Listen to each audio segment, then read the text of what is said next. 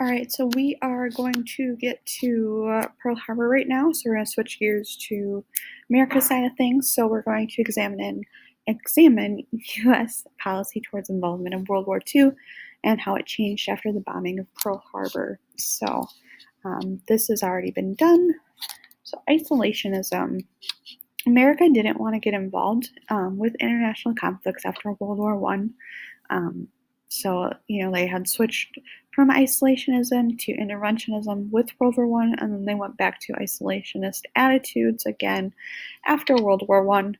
The U.S. didn't join the League of Nations, and FDR had become president, and he had some foreign trade policy, and Congress disagreed with him. Like they were not into dealing with foreign trade and doing anything with foreign countries, which is very much different than from what we have now.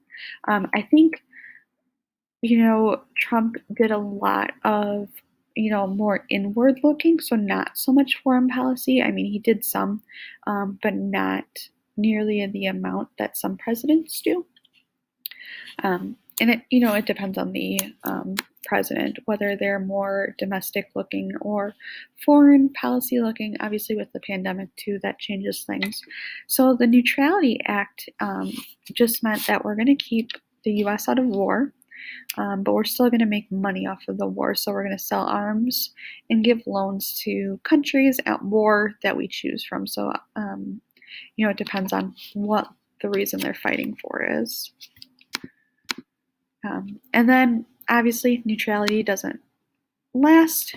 They're going to start to do the cash and carry, where countries at war could buy arms if they paid in cash and transported them with their own ships.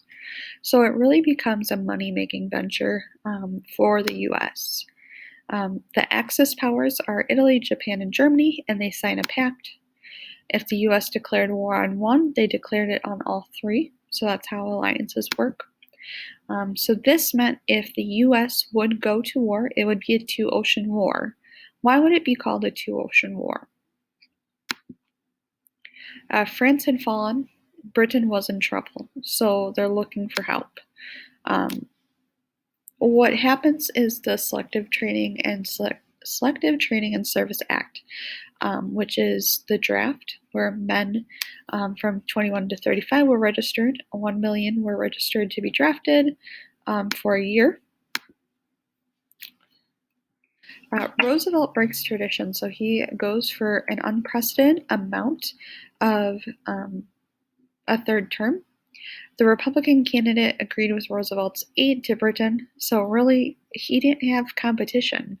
The candidate for the Republicans didn't have many differences, so you stick with what you know, you stick with what's working, and Roosevelt won easily. So I'm just going to show a brief clip of Roosevelt talking, because it's very interesting to be able to hear the president from the 30s, if it loads.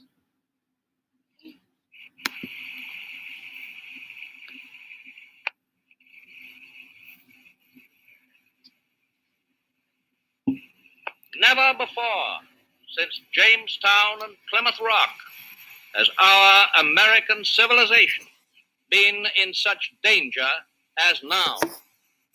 Frankly and definitely, there is danger ahead. Danger against which we must prepare. So he's speaking about the Nazis. But we well know that we cannot escape danger or the fear of it by crawling into bed and pulling the covers over our heads. If Great Britain goes down, the Axis powers will control the continents of Europe and Asia and Africa and Australasia and the high seas. And they will be in a position to bring enormous military and naval resources against this hemisphere. It is no exaggeration to say that all of us in the Americas would be living at the point of a gun loaded with explosive bullets, economic as well as military. The experience of the past 2 years has proven beyond doubt that no nation can appease the Nazis. No man can tame a tiger into a kitten by stroking it. There can be no appeasement with ruthlessness.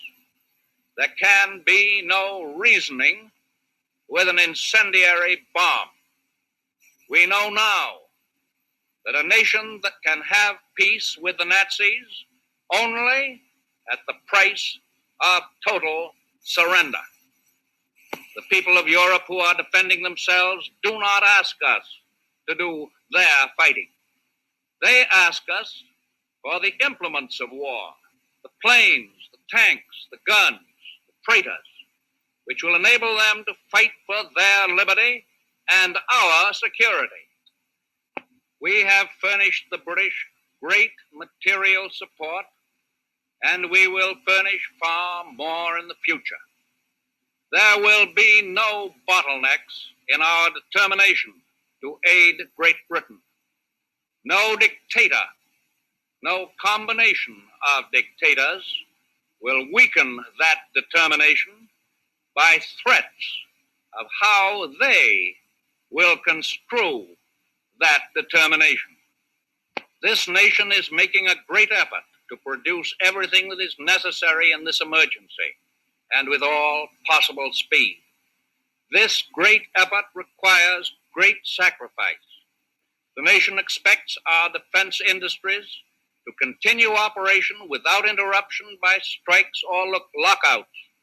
It expects and insists that management and workers will reconcile their differences by voluntary or legal means to continue to produce the supplies that are so sorely needed.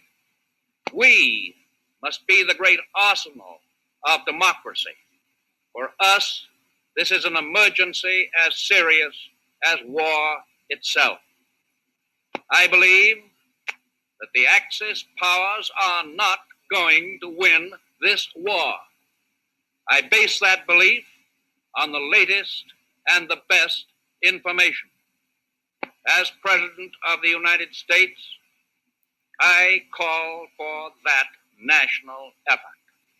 I call for it in the name of this nation, which we love and honor, and which we are privileged and proud to serve. I call upon our people with absolute confidence that our common cause will greatly succeed. So that was his speech about support for the war effort. So he's not coming out and saying that they're going to go to war, but he's supporting it and saying what they're going to do to help the Allies. So then comes about the Lend-Lease Act. So the U.S. would lend or lease arms and supplies to countries that their defense is vital to the U.S. So, they see the dictators and communist countries as threats. So anybody that is going against Hitler and Italy and Japan is going to be vital to the defense of the U.S. So they lended to Britain and the Soviet Union. And factories started wartime production again, so the defense spending went up and unemployment went way down. So now, after after FDR, has a speech, the U.S. really starts to kind of gear up for war. It's inevitable at this point. They just don't know when. So Germany starts sending U-boats to attack the supply ships in the U.S., going, to give war aid to the Allied powers. Roosevelt gave the Navy to attack the U-boats. Germany kept sinking the ships, which does not make the U.S. happy. So inevitably, they thought that U.S. would declare war on Germany. And it basically was. It just wasn't declared. And then Japan just kept pushing eastward and southward to gain land. And the U.S. stopped trade with Japan because of this. Japan really depended on oil from the U.S., so that did not make them happy.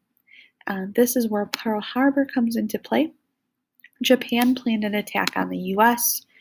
The US knew that there were plans in place, but they didn't know where it was planned and they didn't know when it was going to happen. Roosevelt did not want the US to be first to strike. They didn't want to have that, them being the reason to go to war. And so you guys are going to do the tweet activity where FDR responds to Pearl Harbor, but this will be in your next your next day of activities.